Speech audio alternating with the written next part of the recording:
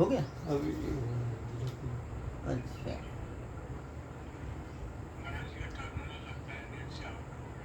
हाँ बंसी जी, हमारा पाठ कहाँ तक हुआ था? रामः रामऊ, ये दो प्रयोग बन गए थे। रामः रामः रामऊ, ये दो प्रयोग बन गए थे। अब देखिए अपना सूत्र क्या है? बहुषु बहुवचनम। बहुषु बहुवचनम, बहुषु बहुवचनम। बहुषु बहुवचनम, बहुषु बहुवचनम। बहुषु बहुषु सप्तमी बहुवचनांत है और बहुवचनम प्रथमा एक वचनांत है। बहुषु सप्तमी बहुवचनांत है और बहुवचनम प्रथमा एक वचनांत है।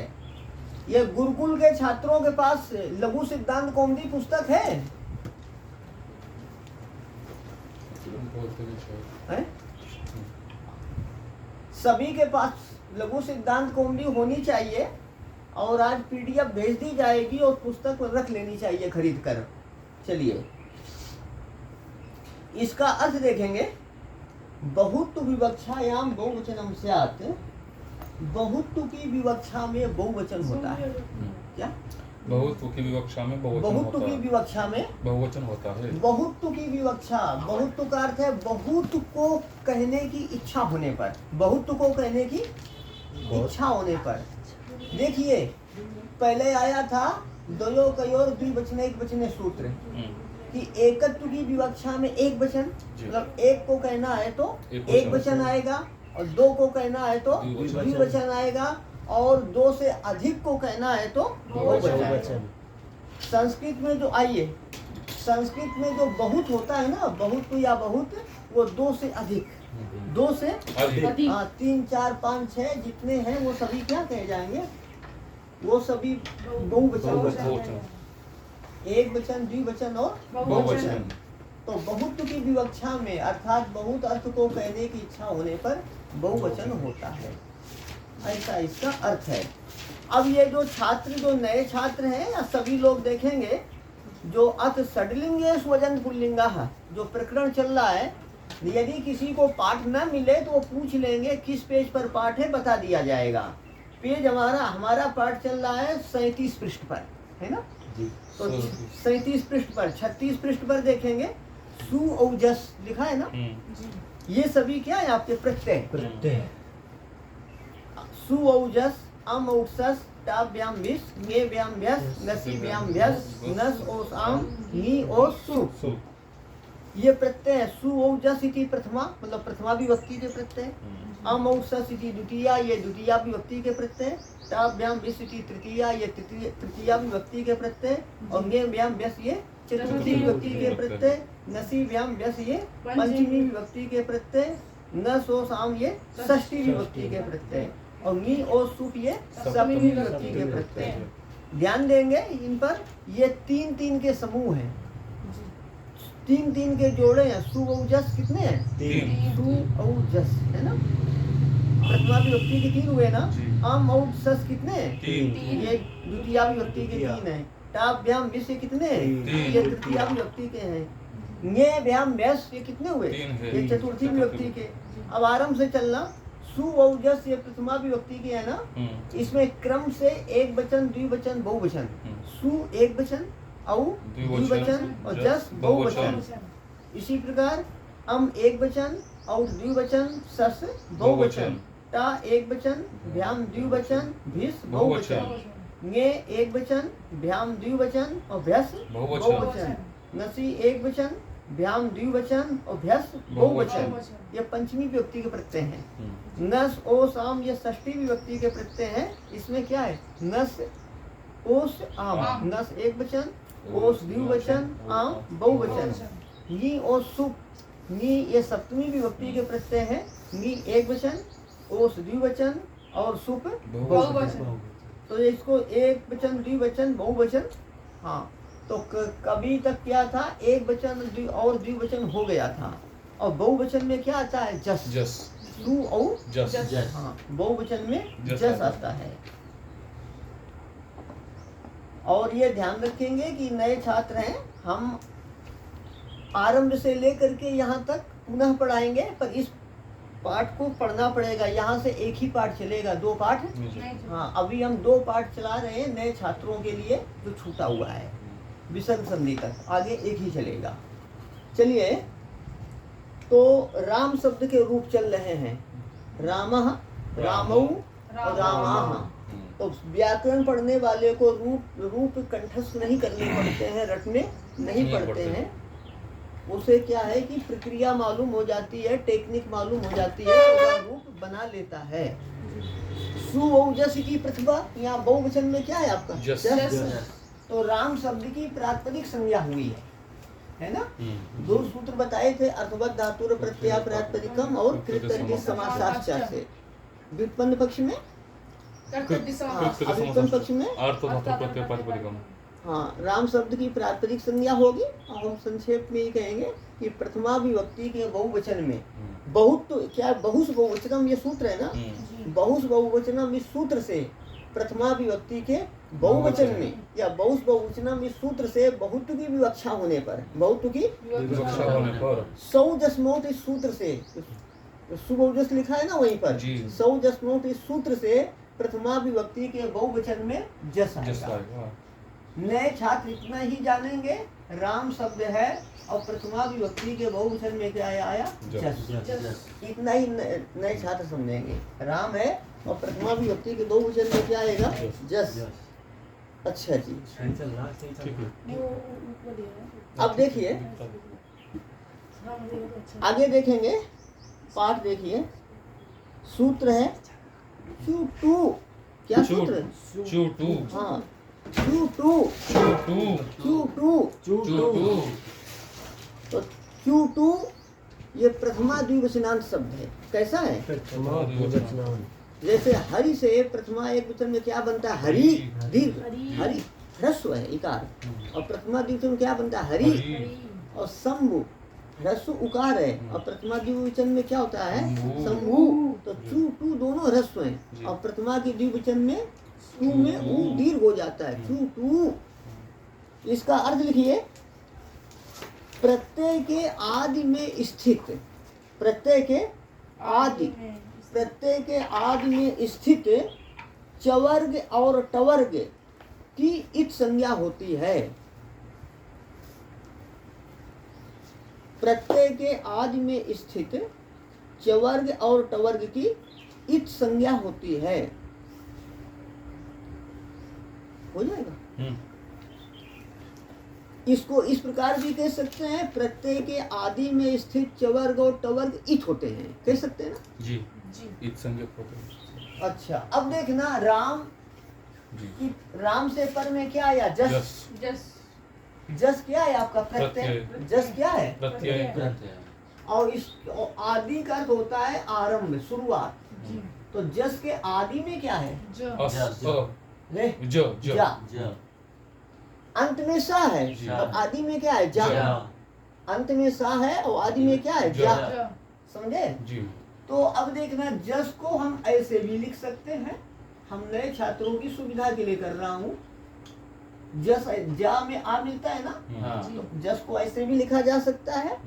तो जस के आदि में क्या है? आदि का अर्थ है आरंभ में, शुरुआत में। जस के आदि में क्या है? जा। तो चू-टू सूत्र है ना, तो वह कहता है कि प्रत्यय के आदि में स्थित जस प्रत्यय है, उसके आरंभ में स्थित क्या स्थित है? तो प्रत्यय के आदि में स्थित चवर्ग और टवर्ग इत होते हैं। तो प्रत्यय के आदि में स्थित है जा, ये चवर्ग में आता है। देखना, सूत्र में चू कहा है, चू का अर्थ है चवर्ग। कौन कौन? चू का अर्थ है चा, छा, जा, जा, चू का अर्थ है चवर्ग। चवर्ग का अर्थ क्या है? चा, छा, जा, जा, और टू का अर्थ है टवर्ग। टवर्ग कौन है आपका? ठीक है ना? तो ये जा किस वर्ग में आएगा? चवर्ग में कि टवर्ग में? तो टू है, चू टू है ना, इसका अर्थ है प्रत्यय के आदि में स्थित चवर्ग की इत संज्ञा होती है। जा किस में आएगा? चवर्ग में। तो चूटू सूत्र से इसकी इत संज्ञा होगी। इत संज्ञा होगी मतलब इसका नाम हो गया इत। है ना। जैसे किसी की रमेश संज्ञा हो गई, मतलब उसका नाम क्या हो गया, रमेश। इसकी इत संज्ञा हुई तो इसका नाम क्या हुआ, इत। तो जितनी संज्ञाएं होती हैं, जितने नाम होते हैं, किसी प्रयोजन के लिए होते हैं। तो यहाँ इसका क्या प्रयोजन है, लोप करना। तस्य लोपा से लोप हो जाएगा। लोप हो जाएगा तो ये नहीं रहेगा, है ना। तो जस में क्या बचेगा, अस। ये जा की चुटू सूत्र से इत संज्ञा, जा की चुटू से क्या होगी, इत संज्ञा। किस सूत्र से, चुटू। जा की चुटू से इत इत संज्ञा। संज्ञा, और तस्य लोपा से लोप। लोप। जा की चुटू से इत संज्ञा होगी, तस्य लोपः से लोप होगा। तो क्या रहेगा बताइए, अस। क्या रहेगा, अस। हाँ, जस में रहता है अस। जस में क्या रहेगा, अस। राम और अस।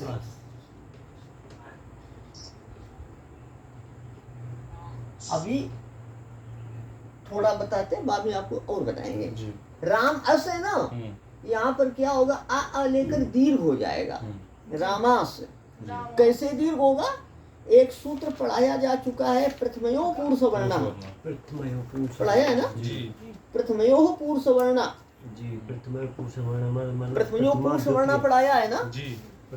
वो क्या कहता है कि अक्ष से प्रथमा और द्वितीया विभक्ति का अच पर होने पर पूर्व सवर्ण दीर्घ एक आदेश होता है। अब ये नए छात्र देखो कि ये अक नए छात्र देखेंगे, पुस्तकें हैं कि नहीं है ये गुरुकुल वालों के पास, पुस्तकें हैं। यदि नहीं बोलेंगे तो हमारी कोई जिम्मेदारी नहीं समझाने की। जो बैठे हैं उनको प्रश्न का उत्तर देना चाहिए, है ना। बंसीधर जी, बंसीधर जी, आवाज नहीं, आप बताइए भैया, अक में कौन कौन वर्ण आते हैं, अक में क्या क्या आता है। हाँ हाँ, देख कर बोल दो कोई बात। हाँ, जो लघु सिद्धांत कौमुदी की शुरुआत है ना, तो शुरुआत में 14 सूत्र लिखे हुए हैं, है ना। हाँ 14 सूत्र, हाँ 14 सूत्र लिखे हैं ना। वहाँ देखो, अक में आएंगे आ ई उ री ली, आ ई उ, और अच में कौन आएंगे, आ ई उ री ली ए ओ आई औ। मतलब जैसे अक है ना, तो आ ई उ री ली का है ना, तो वहां तक गिनना है, हल वाला छोड़ देना है। ऐसे ही अच है तो अच देखना, आ ई उ री ली ए वो अयौ है ना, 4 तक गिनना है, हल वाले छोड़ देना है। तो अच में क्या आएगा, आ ई उ री ली ए वो अयौ। तो प्रथमयो पूर्व सवर्णा सूत्र कहता है अक, माँ में आ है, माँ में क्या है, हम राम को ऐसा भी लिख सकते हैं ना, ऐसे लिख सकते हैं, किसको, राम को लिख सकते हैं ना। तो अक क्या है, माँ में आ, उससे प्रथमा विभक्ति संबंधी अच परे है, तो दीर्घ पूर्व का सवर्ण दीर्घ हो जाएगा। पूर्व में आ है ना, आ का सवर्ण क्या होगा, आ। दीर्घ पूर्व में आ है, उसका सवर्ण क्या है, आ, और वो दीर्घ है। पूर्व में आ है, उसका सवर्ण क्या है, और वो कैसा है, दीर्घ है ना, सवर्ण दीर्घ। वैसे ठीक है, आ का सवर्ण प्लुत भी है, लेकिन प्लुत नहीं लेना है, दीर्घ लेना है। तो क्या हो जाएगा, रामास। राम से जस पर में है, चुटू सूत्र से जकार की संज्ञा होगी, तस्य लोपा से लोप। तो क्या रहेगा, राम। यहाँ अक सवर्ण से दीर्घ हुआ ना, नहीं, प्रथमयो पूर्व सवर्णा सूत्र से पूर्व सवर्ण दीर्घ हुआ है। अभी हम आपको बताएंगे, जो आप पूछते हैं बताएंगे आपको, है ना। राम है, जस में अस रहेगा। यहाँ प्रथमयो पूर्व सवर्णा सूत्र से क्या होगा, पूर्व सवर्ण दीर्घ होगा, तो क्या होगा, रामास। हम पुराने छात्रों को यहाँ कुछ बताना चाहते हैं कि राम अस है ना, जो आपने पूछा कि यहाँ अकह सवर्णे दीर्घा से भी दीर्घ प्राप्त है, सवर्ण दीर्घ प्राप्त है ना, ठीक है ना। तो अब ये ध्यान देंगे कि अकह सवर्णे दीर्घा का अपवाद सूत्र एक अतो गुणे है। अतो गुणे, हाँ अतो गुणे है, आप सूची से खोज लेना, हलन पुल्लिंग में आएगा। अतो गुणे कहता है अपदांत आकार से गुण पर होने पर पर रूप एक आदेश होता है। ये राम अस एक पद है, तो पद के अंत में सा है, और अपदांत आ क्या है, मकार उत्तरवर्ती अकार। आकार है। तो अपदांत अकार से गुण पर होने पर, गुण किसे कहते हैं, आ ओ, ए ओ को, हाँ जी आ ए ओ। ओ। अपदांत अकार से गुण पर में है ना, हाँ। तो दोनों के स्थान में पर रूप एक आदेश होता है, मतलब आ लेकर के आ प्राप्त है रस, जी अच्छा आ लेकर के क्या प्राप्त है, अ। आ हाँ रस प्राप्त है ना। हाँ तो अका सवर्ण दीर्घा से सवर्ण दीर्घ प्राप्त है, लेकिन उसका बाद करके अतो गुणों से पर रूप प्राप्त है। और अतो गुणे का भी बाद करने के लिए यहाँ प्रथमयो पूर्व सवर्णा सूत्र है। क्या सूत्र है, प्रथमयो पूर्व सवर्णा, कि अक से प्रथमा विभक्ति संबंधी अच पर में है ना, सु और जस। जस कौन सी विभक्ति है, बहुवचन बहुवचन। नहीं, विभक्ति कौन सी है, वचन नहीं पूछा गया है। एक वचन एक- वो जस प्रथमा जस कौन सी विभक्ति है, प्रथम व्यक्ति। हाँ, तो प्रथमा विभक्ति का अच पर में है ना, जी प्रथमा विभक्ति का जस प्रथमा विभक्ति है, और प्रथमा विभक्ति का अच पर में क्या है, आ है। अ तो प्रथमा विभक्ति का अच पर में है, तो पूर्व का सवर्ण दीर्घ हो गया। आ जो है ये आ का सवर्ण है रस्व का, और क्या ये सवर्ण है और दीर्घ है। जी नए छात्र इतना जानेंगे, राम से परे प्रथमा विभक्ति के बहुवचन में जस आता है, जस में क्या रहता है आपका अस, और प्रथमयो पूर्व सवर्णा से आ लेकर दीर्घ हुआ रामास। स्वामी जी, हाँ। आपका सवर्णिक का जो नंबर है वो हाँ। 6101 है, हाँ हाँ, और अतोगुणे का जो क्रमांक है वो 6197। मतलब पहले का है। प्रतिषेध परम कार्य से नहीं, आपका सुन लीजिए जी कि पर से अपवाद सबसे ज्यादा बलवान है, चाहे पहले पढ़ा जाए चाहे बाद में पढ़ा जाए। अतो गुणे अपवाद सूत्र है, अपवाद कहीं भी पढ़ा जाए वह बलवान होता है, और यथा समय बताया जाएगा। पर नित्यांतरंगा अपवादा नाम उत्तरोत्तरम बलिया, तो सबसे बलवान अपवाद है वो, चाहे जहाँ पढ़ा जाए। चलिए अब देखिए, तो रामास है ना, अब सा को क्या हो जाएगा, रा। अब अभी नए छात्रों को लेकर चल रहा हूँ, तो रामास है ना, और रा को क्या हो जाएगा, विसर्ग। अब देखिए कैसे हुआ है, रामास है ना, क्या है आपका, रामास। रामास में सा को सस रू से क्या होता है, रू। किस सूत्र से, रू। रू। रू का मतलब क्या होता है, रा। रा उ, यही है ना। जी इसको क्या होगा, ऊ की उपदेश संज्ञा में और उपदेश। लोक, तस्लोक से तो रू में क्या रहता है, र। र ये हो गया ना। सर रू से क्या हो गया, रू। रू हो गया ना, जी। जी और रू में क्या रहेगा, रा। र। रा को विसर्ग होता है, किससे, खरासान और विसर्जनीय से। अब यही थोड़ा नए लोगों, यदि 2-3 दिन पहले बैठते तो अच्छा हो जाता, पर प्रयास करें। राम जस है, जस में अस रहेगा, रामास हो गया। सा को क्या हो गया, रा, रेप। रा को रेप भी कहते हैं, जी। और रेप के इसके स्थान पर क्या हो गया, विसर्ग, तो हो जाएगा रामाह। क्या हो गया, रामा। रूप कैसे होंगे, रामः, रामौ, रामाह। ये क्रम ध्यान रखना। क्या, आकाश वर्णे दीर्घा, अतो गुणे और प्रथमयो पूर्व सवर्ण, संकेत कर सकते हो इनका। यहाँ पर क्या संकेत करेंगे, प्रथमयो, पूर्व सवर्ण। और उसके पहले आप कर लो संकेत अपने अपने। आपका सौंदर्य अतोगुणे प्रथम पूर्व सवर्ण। जो पहले से छात्र बैठे हैं अजंत पुल्लिंग में, वो ध्यान देंगे। अका सवर्ण दीर्घा, अतो गुणे और प्रथमयो पूर्व सवर्ण, ये क्रम है। अच्छा देखिए, आप नोट कीजिए, अकह सवर्ण दीर्घा एक सूत्र है, अच संधि में है। आप इंडेक्स से खोज लेना, ऐसा सूत्र है, मैं लिखे देता हूं।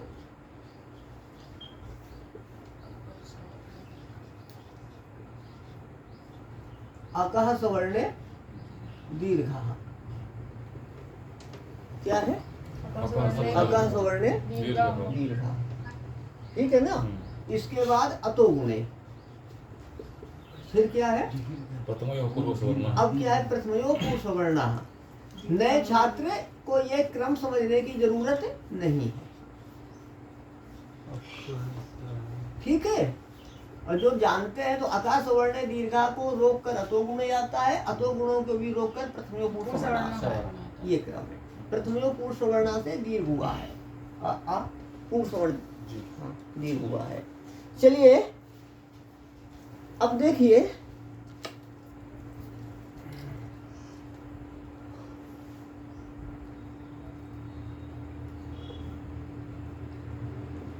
यहाँ सूत्र है, एक पंखा तेज कर, तुम्हें चला दिया है पूरा है क्या? अच्छा बैठ पे। विभक्तिश्च, विभक्तिश्च सूत्र देखिए, विभक्तिश्च, विभक्तिश्च विभक्तिश्च, विभक्तिश्च विच्छेद क्या होगा? विभक्ति, विभक्ति, सूत्र क्या लगा है? यहाँ पे सोचनश्च ठीक है, विसर्जनश्च स। हाँ यहाँ विसर्जन सा लग सकता है। तो देखिए विभक्ति ही चा, विभक्ति ही प्रथमा एक वचनांत, चा अव्यय पद है। इसका अर्थ लिखिए, सुप और तिंग की विभक्ति संज्ञा होती है। सुप ऐसे लिखा जाएगा, जी सुप, और तिंग की विभक्ति संज्ञा होती, तिंग ऐसे लिखा जाएगा। सुप और तिंग की विभक्ति संज्ञा होती है।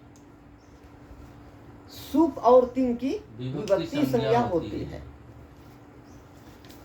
ठीक है, इसे सुप और तिंग की विभक्ति संज्ञा होती है। सुप और तिंग विभक्ति संज्ञक होते हैं, मतलब सुप और तिंग का नाम हो जाएगा विभक्ति। जी सुप क्या है? तो सुवौजस अम और सस आया था ना, जी उधर ही ध्यान दो। सुवौजस ये कितने हैं कुल? 21 है। जी। इसके आरंभ में क्या है? शुरुआत में सु। सु, और अंतिम में क्या है? पा। प। अंतिम में क्या है? प। मी और सुप, जी आखिरी में क्या है? पा। और आरंभ में क्या है? सुवौजस, यहाँ सु, सुवौजस यहाँ आरंभ में है सु, और अंत में क्या है? पा। सूते स्वरूप पाप है। हाँ, तो सुप कहने से सु ये सब पूरे आ जाएंगे। 21 कितने आएंगे? 21। तो सुप समझ में आया? जी। ये सुप है। तिंग अष्टादश है, 18 है। तिंग आएंगे आपके भुआरी प्रकरण में। जी ठीक है, तो इसका अर्थ है सुप और तिंग विभक्ति संज्ञक होते हैं, या सुप और तिंग की विभक्ति संज्ञा होती है। तो जो ये 21 है ना आपके, तो इनकी क्या संज्ञा होगी आपकी? विभक्ति संज्ञा। विभक्ति संज्ञा होगी। कौन सी संज्ञा होगी? विभक्ति संज्ञा। विभक्ति संज्ञा होगी। अच्छा, अभी देखो हमने रामः रूप तो बना दिया है ना नए छात्रों की सुविधा के लिए, पर अभी इसकी पूरी प्रक्रिया अभी बाकी है। इसकी प्रक्रिया बाकी है। ठीक है, हमने जो बताया नए छात्रों की सुविधा के लिए, इसमें बहुत प्रक्रिया अभी बाकी है। चलिए, अभी प्रक्रिया इसमें बाकी है। हाँ, ये बता रहा हूँ, राम शब्द से प्रथमा के बहुवचन में जस आया, जकार की संज्ञा लोप होकर क्या हुआ? अस। किस सूत्र से जा की संज्ञा हुआ? चुटू। चुटू से चुटू से किसकी संज्ञा हुई? जकार कार की तो फिर जा की संज्ञा हुई, तस्लोका से लोप होने पर क्या रहा? अस। राम अस। जी। अभी कुछ और भी बातें बाकी हैं, वो देखेंगे। इसमें अस में सा है ना? जी। क्या है आपका? स है। जिन्होंने हलंत्यम सूत्र पढ़ा है ना, हम्म। हलंत्यम क्या कहता है? उपदेश में अंतिम हलित होता है। उपदेश में अंतिम संज्ञक होता है। तो हल, ये सा अंतिम में है और हल है। जी। सा अंतिम में है और हल है। तो हलंत्यम सूत्र से सा की संज्ञा प्राप्त है। जी। हलंत्यम सूत्र से, स की संज्ञा प्राप्त है। ठीक है। अब आगे देखेंगे, विभक्तिश्च सूत्र कहता है सुप और तिंग की विभक्ति संज्ञा हो। सुप का मतलब क्या है? सुवौजस 21। सुप गिनिए, सुवौजस, तो अम और शस। तो ये जो सुप है ना, जी। तो सुप के अंतर्गत जस आया कि नहीं जी आया? आया। जस आया ना, आया। तो जस क्या है आपकी? विभक्ति। विभक्ति है। जस क्या है? विभक्ति। तो जस में अस रहेगा ना, जी। तो इसकी भी क्या हो जाएगी? विभक्ति संज्ञा। इसकी क्या होगी? विभक्ति संज्ञा। अस की किस सूत्र से विभक्ति संज्ञा हुई? विभक्तिश्च। विभक्तिश्च सूत्र से इसकी विभक्ति संज्ञा हो गई। अब विभक्ति संज्ञा क्यों की जाती है? विभक्ति संज्ञा का क्या फल है? तो सूत्र आगे आ रहा है, न विभक्तौ तुस्माह, न विभक्तौ तुस्माह, न विभक्तौ तुस्माह, न विभक्तौ तुस्माह, न विभक्तौ तुस्माह, न विभक्तौ तुस्माह। न अव्यय पद है, विभक्तौ सप्तमी एक वचनांत है, तुस्माह प्रथमा बहुवचनांत है। न अव्यय है, विभक्तौ सप्तमी एक वचनांत है, तुस्माह प्रथमा बहुवचनांत है। न अव्यय विभक्तौ सप्तमी एक वचनांत, तुस्माह प्रथमा बहुवचनांत। इसका अर्थ लिखिए, विभक्ति में स्थित तवर्ग, सकार, और मकार की इच संज्ञा नहीं होती। विभक्ति में स्थित तवर्ग सकार और मकार की इच संज्ञा नहीं होती। नहीं विभक्ति में स्थित तवर्ग सकार और मकार की इच संज्ञा नहीं होती। अच्छा, अब ठीक है, जी अब अभी नहीं लिखा। नहीं, सकार और मकार की विभक्ति में स्थित तवर्ग सकार और मकार की इच संज्ञा नहीं होती। इच संज्ञा नहीं होती। नहीं होती। देखिए, थोड़ा सूत्र और वृत्ति पर ध्यान देंगे। सूत्र क्या है? ना विभक्तौ तुष्माः। अब इसको वृत्ति में समझिए। विभक्तौ का अर्थ है विभक्तिस्थाः। विभक्तौ को क्या अर्थ है? विभक्तिस्थाः। और तुष्मा का अर्थ है तवर्ग समाह। तुष्मा का क्या अर्थ है? तवर्ग समाः। तू का अर्थ है तवर्ग, और तुष्मा है ना, तू का अर्थ है तवर्ग, सिमा है ना, तो वहाँ स का अर्थ है क्या? सा और माँ है ना, और ना का अर्थ है कि ना, और इत की अनुवृत्ति आएगी। उपदेश जन नासिक इत की संख्या देखो। हाँ जल्दी देखो।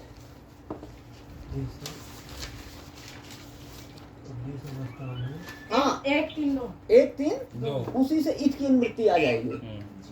तो ना विभक्तो तुष्माः का अर्थ है विभक्ति में स्थित तवर्ग सकार और मकार की इत संज्ञा नहीं होती। अब समझो, यहाँ पर ये अस है ना, यहाँ पर अस में सा है। जी। सा की हलंत्यम से इत संज्ञा प्राप्त है। सा की हलंत्यम से, एक संज्ञा प्राप्त है।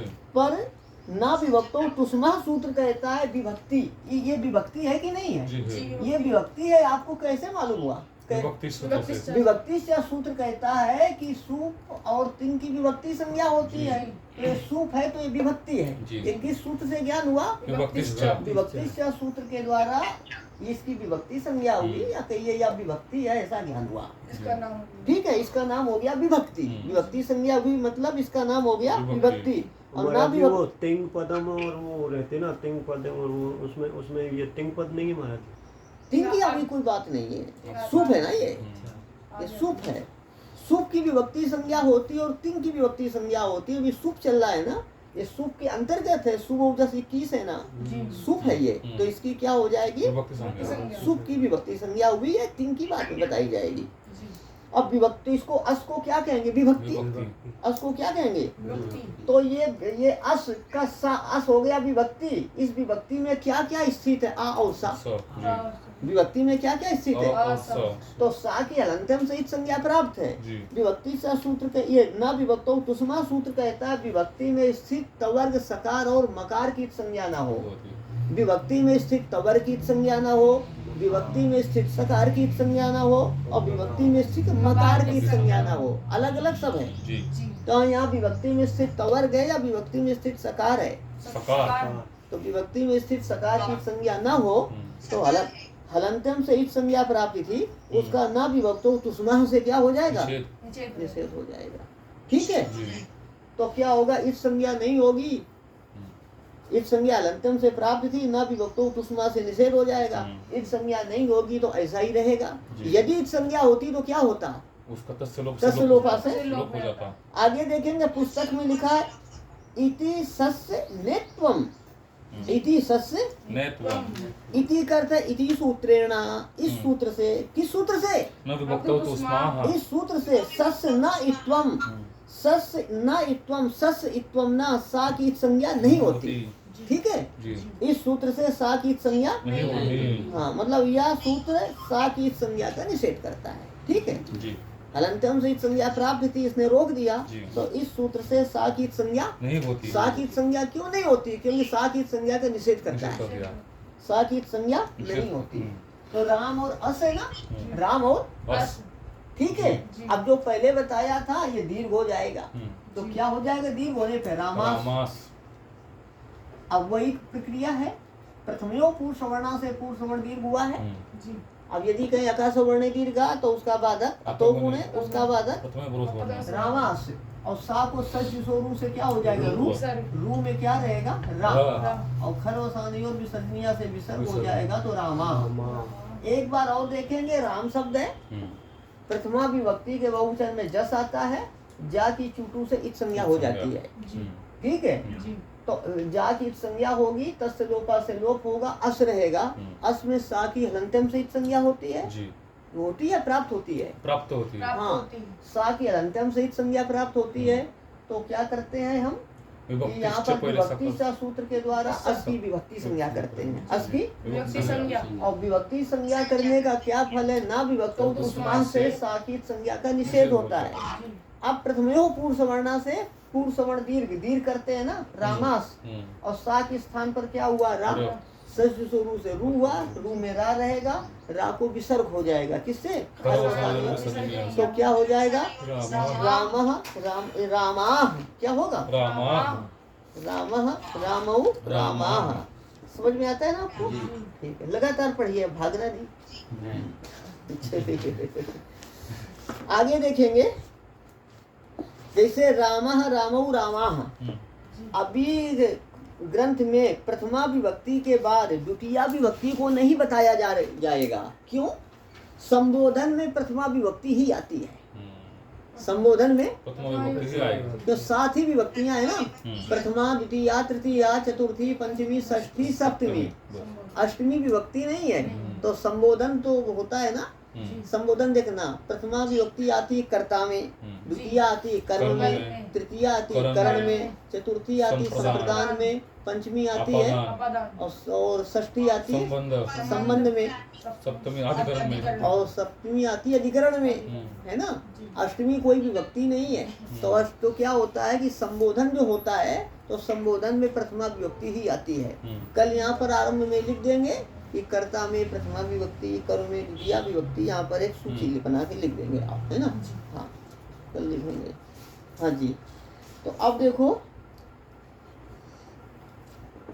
ये तो अभी संबोधन हमने बताया कि यहाँ प्रथमा विभक्ति के बाद द्वितीया विभक्ति के रूप नहीं बताए जाएंगे। क्यों नहीं बताए जाएंगे? क्योंकि संबोधन में भी प्रथमा विभक्ति आती है, तो प्रथमा विभक्ति चल रही है तो प्रसंगता संबोधन को बताया जाएगा, है ना। इसको लिख हटा दो। अच्छा,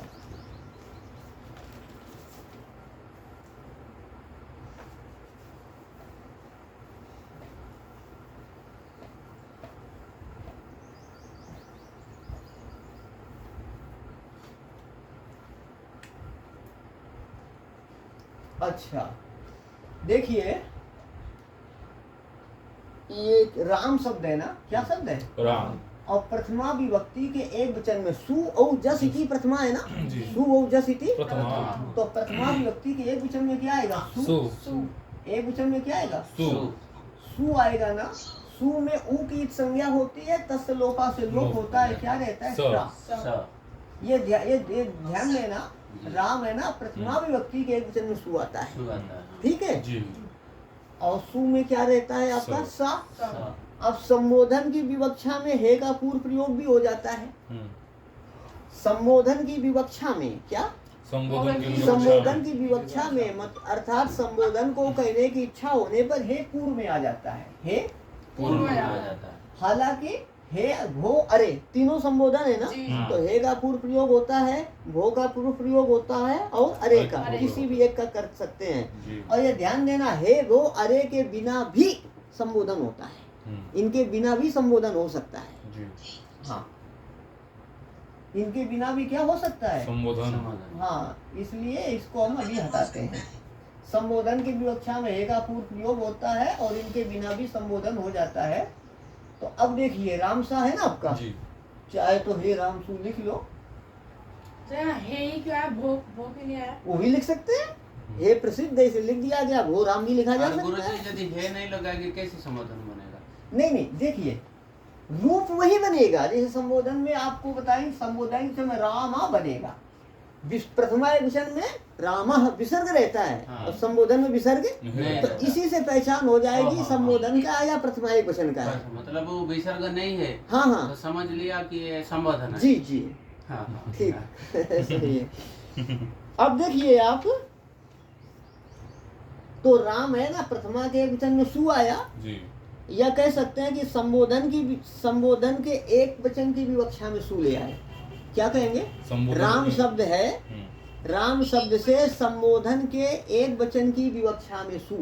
क्या कहेंगे? राम शब्द से संबोधन के एक वचन की विवक्षा में सु। सु में सा रहेगा ना जी। इस रूप को बनाने के लिए कुछ और सूत्र अपेक्षित हैं, उनको देखिए। एक वचनम संबुद्धि, एक वचनम संबुद्धि, एक वचनम संबुद्धि, एक वचनम संबुद्धि, एक वचनम संबुद्धि, एक वचनम संबुद्धि, एक वचनम प्रथमा एक वचनांत, संबुद्धि प्रथमा एक वचनांत। एक वचनम प्रथमा एक वचनांत और संबुद्धि प्रथमा एक वचनांत। अब देखिए इसका अर्थ लिखो। संबोधन में प्रथमा के एक वचन की संबुद्धि संज्ञा होती है। संबोधन में प्रथमा के एक वचन की संबुद्धि संज्ञा होती है। संबुद्धि संज्ञा होती है। संबोधन में प्रथमा के या संबोधन में प्रथमा विभक्ति के एक वचन की, क्या कहेंगे? संबोधन में प्रथमा विभक्ति के एक वचन की संबुद्धि संज्ञा होती है। लिखा आपने जी। एक वचनम है ना सूत्र में। एक वचनम से क्या लेना है? संबोधने प्रथमाया एक वचनम है ना जी। संबुद्धि करते हैं संबुद्धि संयम। संबोधन में प्रथमा का एक वचन संबुद्धि संज्ञक होता है। सुनिए, संबोधन में कौन सी विभक्ति आती है? एक एक वचन। वचन। हम विभक्ति पूछते हैं, आप वचन बता रहे हैं। संबोधन में कौन सी विभक्ति आती है? प्रथमा विभक्ति। प्रथमा विभक्ति। तो लिखा है संबोधन में प्रथमा विभक्ति, लिखा है ना आपने? जी। संबोधन में प्रथमा विभक्ति। तो प्रथमा विभक्ति में भी एक वचन, द्विवचन, बहुवचन तीनों होंगे ना। जी। तो यहाँ किसे दिया जा रहा है? एक वचन कि संबोधन में प्रथमा विभक्ति के एक वचन की संबुद्धि संज्ञा होती है। संबोधन में प्रथमा विभक्ति आएगी, प्रथमा विभक्ति का एक वचन होगा, द्विवचन होगा और बहुवचन होगा। किंतु जो प्रथमा विभक्ति का एक वचन है उसकी संबुद्धि संज्ञा होगी, अर्थात प्रथमा विभक्ति के एक वचन का नाम हो जाएगा संबुद्धि। द्विवचन और बहुवचन जो आएंगे ना उनका नाम संबुद्धि नहीं होगा। प्रथमा विभक्ति के एक वचन में जो सु है उसकी संबुद्धि संज्ञा हो जाएगी। ठीक है, ऐसा समझेंगे। तो यहाँ पर संबोधन में प्रथमा विभक्ति का एक वचन है तो इसकी क्या संज्ञा हो जाएगी? संबुद्धि संज्ञा। संबुद्धि संज्ञा। समुद्धि संज्ञा हो जाएगी। हाँ, इसकी समुद्धि संज्ञा हो जाएगी। अब देखिए किसकी समुद्धि संज्ञा हुई है? सखी। ये सा है ना जी। इसकी, ये सा की समुद्धि संज्ञा हुई है, ऐसा ध्यान देंगे। समुद्धि संज्ञा किसकी हुई है? सखी। सा की हुई है समुद्धि संज्ञा। किस सूत्र से? एक वचनम संबुद्धि ही। हाँ, एक वचनम संबुद्धि से क्या हो जाएगी? सा की संबुद्धि संज्ञा। संबुद्धि संज्ञा हो जाएगी। अब देखना एक अभी और सूत्र देखोगे। यस्मात् प्रत्यय विधिस् तदादि प्रत्ययंगम। यस्मात् प्रत्ययंगम। यस्मात् प्रत्यय विधिस् तदादि प्रत्ययंगम। यस्मात् प्रत्यय विधिस् तदादि प्रत्ययंगम। अब देखिए, यस्मात् प्रत्यय विधि तदादि प्रत्यय अंगम। यस्मात् प्रत्यय विधि तदादि प्रत्यय अंगम। यस्मात् में कौन सी विभक्ति है? पंचमी। यस्मात् पंचमी एक वचनांत है। यस्मात् और प्रत्यय विधि प्रथमा एक वचनांत है और तदादि प्रथमा एक वचनांत है। प्रत्यय सप्तमी एक वचनांत है। अंगम प्रथमा एक वचनांत है। यस्मात् पंचमी एक वचनांत है। प्रत्यय विधि प्रथमा एक वचनांत है। नहीं, यस्मात् पंचमी एक वचनांत है। प्रत्यय विधि प्रथमा एक वचनांत, तदादि प्रथमा एक वचनांत, प्रत्यय सप्तमी एक वचनांत और अंगम प्रथमा एक वचनांत। कितने पद हैं सूत्र में? पांच पद हैं इसमें। कितने पद हैं? 5। तो इसका अर्थ लिखो, जो प्रत्यय जिस शब्द से किया जाता है,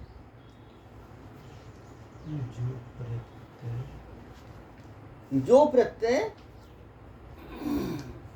क्या लिखा आपने? जो प्रत्यय जिस शब्द से जो प्रत्यय जिस शब्द से किया जाता है,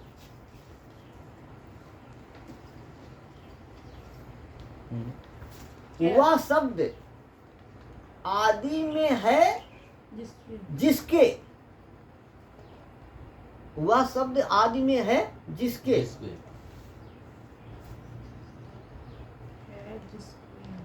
उस शब्द की उस प्रत्यय के पर होने पर अंग संज्ञा होती है। उस शब्द की उस प्रत्यय के पर होने पर अंग संज्ञा होती है।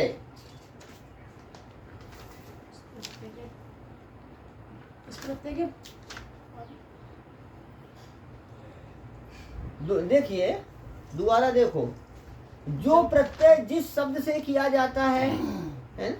इतना लिखा, जो प्रत्यय जिस शब्द से किया जाता है, वह शब्द आदि में है जिसके, आदि में है जिस प्रत्यय के जिसके जिसके कोई बात नहीं, एक ही बात है। वह शब्द आदि में है जिसके या जिसके, वह शब्द आदि में है जिसके उस प्रत्यय के पर होने पर, उस प्रत्यय के पर होने पर, उस प्रत्यय के उस प्रत्यय के पर होने पर, या अथवा लिखिए वह प्रत्यय पर होने पर, एक ही बात है ना जी, वह उस प्रत्यय के पर होने पर उस शब्द की अंग संज्ञा होती है। उस प्रत्यय के पर होने पर उस शब्द की अंग संज्ञा होती है। लिखा। जी, अब देखिए, हाँ देखिए यहाँ पर, यह अब इसको जो लिखा है उसको घटाइए। यह अर्थ जो प्रत्यय, प्रत्यय यस्मात् करते है, यस्मात् शब्दात जिस शब्द से क्रियते किया जाता है, तदादि शब्द स्वरूपम, वह शब्द आदि में है जिसके, जिसके की का स्पष्टीकरण है जिस प्रत्यय के, है ना। वह शब्द आदि में है जिसके, मतलब जिस प्रत्यय के, तस्मिन का अर्थ है उस प्रत्यय के पर होने पर, उस प्रत्यय के पर होने पर अंग संज्ञम से आत, उस प्रत्यय के पर होने पर उस शब्द की अंग संज्ञा होती है। क्या संज्ञा? अंग संज्ञा। अंग ये व्याकरण की संज्ञाएं, व्याकरण का के शब्दों की सिद्धि के लिए है। अंग ऐसा लिखा जाता है, अंग, है ना, ऐसे अंग लिखते हैं। हिंदी में आजकल ऐसा प्रचलित है, तो संस्कृत में ऐसा माना जाता है ना, अंग ऐसा। अब देखिए, इसको समझने का प्रयास करो। राम से पर में क्या है आपका, सु था ना, सा। तो संबोधन में प्रथमा विभक्ति का एक वचन था ना, सा। तो इसकी एक वचन संबुद्धि से क्या हो गई, संबुद्धि संज्ञा। और ये ध्यान देना, यस्मात् प्रत्यय विधिष्ट तदादि प्रत्यय अंगम, ये सूत्र को घटाना लोगों को मुश्किल से आता है, इसको ठीक से घटाइए। यह प्रत्यय यस्मात् क्रियते, यह प्रत्यय से क्या प्रत्यय लेंगे यहाँ पे, सा प्रत्यय। सा प्रत्यय है ना, सा प्रत्यय किस शब्द से किया जाता है, राम शब्द से। जो प्रत्यय सा प्रत्यय राम शब्द से किया जाता है, तो वह शब्द कौन, राम शब्द। राम शब्द आदि में है जिसके, आदि मतलब आरंभ में, वह राम शब्द किसके आदि में है, स के। सा के। तो राम शब्द है, सा प्रत्यय है। वह शब्द आदि में है जिसके, किसके, राम के। नहीं, वह शब्द आदि में है जिसके, किसके, सा प्रत्यय है ना। तो उस प्रत्यय के पर होने पर, किस प्रत्यय के, सा प्रत्यय के पर होने पर उस शब्द की अंग संज्ञा होती है। किस शब्द की, राम की, राम शब्द की। एक बार और देखें, आप विचार करेंगे, असुविधा होगी तो आज पूछ लेंगे अथवा कल आकर पूछ लेंगे। तो अच्छा है, पढ़ना है आपको कि यहाँ प्रत्यय क्या है आपका, सु। आवाज कट गई। अच्छा बंसी जी, अभी आवाज आती है? नहीं, ठीक है।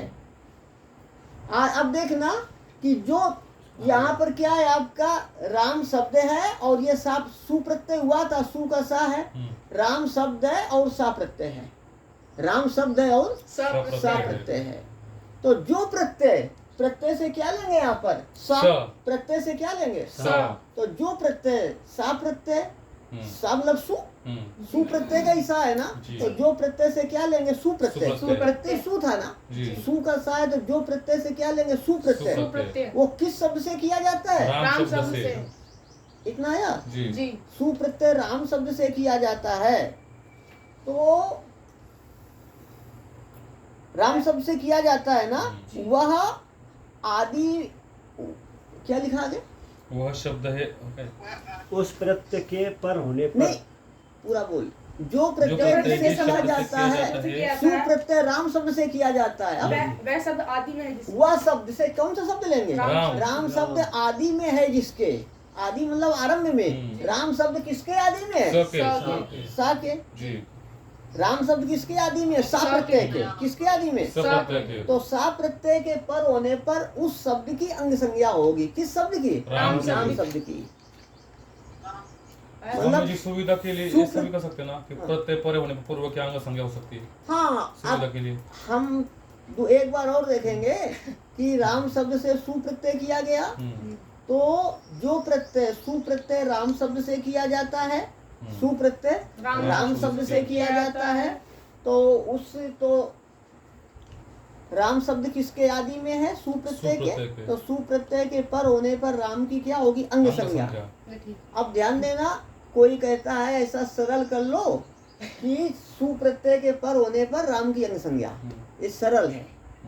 सु के पर होने पर राम की, अंग अंग संज्ञा। संज्ञा। तो ऐसा होने पर पाणिनि ने जो वैसा घुमा क्यों दिया, तो यहाँ तो काम चल जाएगा। जैसे आप पढ़ेंगे भवादी प्रकरण में, भवति भवता भवंती, भवसी भवता भवत, और भवामी है ना, वो भवामी प्रयोग नहीं बनेगा, अच्छा वो वही देखना है ना। मतलब सु पर होने पर पहले, मतलब प्रत्यय पर होने पर पहले की अंग संज्ञा, प्रत्यय पर होने पर पहले की पूर्व की अंग संज्ञा की, ऐसा करें तो भवामी प्रयोग नहीं बनेगा, इसलिए पढ़ने को ऐसा घुमाना पड़ा। पर यहाँ इतना कह सकते हैं संक्षेप में समझने के लिए कि सु प्रत्यय पर होने पर राम की अंग संज्ञा हो गई, सु प्रत्यय पर होने पर राम की अंग संज्ञा हो गई। अब कैसे हुई, तो ये प्रक्रिया है, जटिलता हो तो फिर पूछना।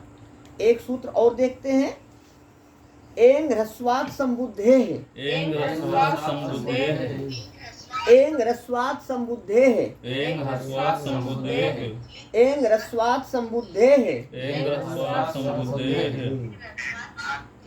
अब यहाँ देखो अलग अलग पद, एंग ह्रस्वात् संबुद्धे है, एंग ह्रस्वात् पंचमी एक वचनांत है, और संबुद्धे षष्ठी एक वचनांत। एंग ह्रस्वात् पंचमी एक वचनांत और संबुद्धे षष्ठी एक वचनांत। इसकी वृत्ति है एंगंतात् ध्रस्वंतात् चांगात् धल्लुप्यते संबुद्धेश्चेत्। वृत्ति देखो जो नीचे लिखा है, एंगंतात् ह्रस्वांतात्, हम विच्छेद करके पढ़ रहे हैं, एंगंतात् ह्रस्वांतात् च अंगात् हल लुप्यते संबुद्धे चेद। आज पढ़ाते समय जितनी संधियां आई हैं, कल पुराने छात्रों को सब बतानी पड़ेंगी। आज तो हमको एक प्रयोग बताना, इसलिए मैं पूछ नहीं रहा हूँ, यहाँ तक पहुँचना है हमें। एंगंतात् ह्रस्वांतात् च अंगात् हल लुप्यते संबुद्धे चेत। अर्थ लिखिए, एंगंत और ह्रस्वांत अंग से पर, एंगंत और ह्रस्वांत अंग से पर हल का लोप होता है। एंगंत और ह्रस्वांत अंग से पर, एंगंत और ह्रस्वांत अंग से पर हल का लोप होता है, यदि वह हल संबुद्धि का हो।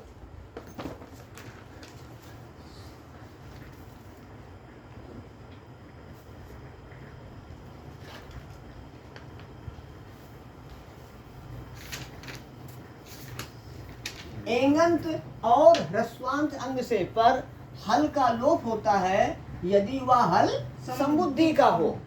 एंगंत ऐसा लिखेंगे, एंगंत है ना, एंगंत मतलब एंग और अंत, और ह्रस्वांत, एंगंत और ह्रस्वांत अंग से पर हल का लोप होता है, यदि वह हल संबुद्धि का हो, है ना। अब देखो जो लिखा है उसे वृत्ति से मिलाओ। एंगंतात ह्रस्वांतात च अंगात हल लुप्यते संबुद्धे चेत। तो एंगंतात ह्रस्वांतात च, अन्वय क्या करेंगे? एंगंतात च ह्रस्वांतात, एंगंतात च, तो क्या हो जाएगा? एंगंत और ह्रस्वांत अंग, एंगंतात च ह्रस्वांतात अंगात। एंगंत और ह्रस्वांत अंग, अंग का संबंध दोनों के साथ है, एंगंत अंग और ह्रस्वांत अंग। अंग संज्ञा हुई है ना? एंगंत अंग और ह्रस्वांत अंग, मतलब एंगंत और ह्रस्वांत अंग से पर हल का लोप होता है, हल का लोप होता है। यदि वह हल संबुद्धि का हो। हल लुप्यते है ना? जी संबुद्धे चेत, चेत का अर्थ यदि, चेत का क्या अर्थ है? यदि। यदि वह हल संबुद्धे संबुद्धि का हो, यदि वह हल। संबुद्धि। ऐसे वृत्ति देखकर एक एक शब्द के अर्थ को समझने का प्रयास करो, है ना? जी। एंगन तो ह्रस्वांत अंग से पर हल का लोप होता है यदि वह हल संबुद्धि का हो। सुनिए, यहाँ पर क्या था? साकी तो संबुद्धि संज्ञा किया था और राम की क्या किया था? अंग संज्ञा। अंग संज्ञा। अंग संज्ञा किसकी की थी? राम की। किस सूत्र से? यस्मात् प्रत्यय सद प्रत्ययान्त। ठीक है ना? जी। हाँ, राम की अंग संज्ञा हुई थी। अंग संज्ञा किसकी हुई थी? राम की। तो राम की अंग संज्ञा हुई है ना, तो राम के अंतिम में क्या है? मकरोत्तरवर्ती आकार है ना? जी। राम में माँ में आ है ना, ह्रस्वा है। यदि नए छात्र ना समझे तो हमसे पूछ ले, तो ये हिंदी भाषियों को बहुत समस्याएं रहती हैं।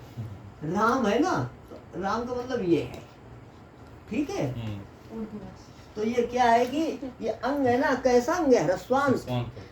राम के अंत में ह्रस्व है जी। जी राम की अंग संज्ञा हुई है, ये अंग हो गया। जी राम की अंग संज्ञा हुई से क्या कहेंगे? अंग। अंग। तो अंग ये कैसा है ह्रस्वांत। कि इसके अंत में ह्रस्व है ना, जी। तो अंग होने पे भी ह्रस्वांत अंग है। मतलब अंत ह्रस्वांत अंग का किसे कहेंगे? जिस अंग के अंत में ह्रस्व वर्ण हो। जिस अंग के अंत में ह्रस्व कहेंगे होगा, जिस अंग के अंत में ह्रस्व होगा उसे क्या कहेंगे? ह्रस्वांत अंग। तो अंग है, अंग संज्ञा हुई अंग है, अंत में क्या है? ह्रस्व, तो क्या कहेंगे? ह्रस्वांत अंग। ठीक है। एंगंत अंग का उदाहरण यहाँ नहीं है। एंगंत और ह्रस्वांत अंग से पर, एंगंत का उदाहरण आगे आएगा जब हे हरि बनाएंगे ना। ये ह्रस्वांत अंग से पर हल का लोप होता है। सा क्या आपका? हल। हल का मतलब होता है आपका ये मतलब आ ई उ री ली ए वो आई औ को छोड़ करके जितने व्यंजन है ना, उनको क्या कहते हैं? हल। हल। उन्हें क्या कहते हैं? हल। तो एंगंत और ह्रस्वांत अंग है ना, से पर हल का लोप होता है। हल क्या है? सा। ये किससे पर है? ह्रस्वांत अंग से पर हल का लोप होता है। हल का क्या है आपका? सा। एक शर्त है, यदि वह हल समुद्धि का हो, तो समुद्धि संज्ञा हुई है, समुद्धि का अर्थ है। ह्रस्वांत अंग से पर हल का लोप होता है यदि वह हल कैसा हो? समुद्धि का हो। तो लोप होने पर क्या रहेगा? राम। किस सूत्र से लोप हुआ? सा का एंग समुद्धे से। अब आप क्या कर सकते हैं? संबोधन की विवक्षा में हे का पूर्व प्रयोग किया जा सकता है। संबोधन की विवक्षा में हे का पूर्व प्रयोग चाहे पहले से भी कर सकते हो, है ना? संबोधन के कहने की इच्छा होने पर हे का पूर्व प्रयोग कर सकते हैं, ठीक है? हे राम। तो हमने कहा कि हे के बिना भी संबोधन होगा, ठीक है? एक बार और देखेंगे। राम शब्द है यहाँ प्रथमा संबोधन के, संबोधन में प्रथमा के एक वचन में सु आएगा। संबोधन में प्रथमा के एक वचन में क्या आएगा? सु में सा रहता है, और सा की एक वचन संबुद्धि से संबुद्धि संज्ञा, तो सा का नाम क्या हो गया? संबुद्धि। और राम की यस्मात् प्रत्यय विधिस्तदादि प्रत्ययंगम सूत्र से अंग संज्ञा होगी, तो राम को क्या कहेंगे? अंग। अब ये अंग है ना, तो इसके अंत में ह्रस्व है। अब ये ह्रस्व आ, और आ क्या होता है? दीर्घ। आ ह्रस्व, आ दीर्घ। तो अंग के अंत में क्या? ह्रस्व आ है। जिस अंग के अंत में ह्रस्व होगा उसे कहेंगे ह्रस्वांत अंग। तो ह्रस्वांत अंग है ये। और एंगंत का उदाहरण यहाँ नहीं है। ह्रस्वांत अंग से पर हल का लोप होता है। हल मतलब ये जो आ ई उ री ली ए वो आई उस स्वर को छोड़कर जो व्यंजन है उन्हें क्या कहेंगे? हल। एंगंत अंग से पर हल का लोप होता है। हल क्या है? सा। यदि वो समुद्धि का हो तो समुद्धि है ना, तो लोप होने पर क्या रहेगा? राम या हे राम, ऐसा। आज अब देखिए हाँ बत करो।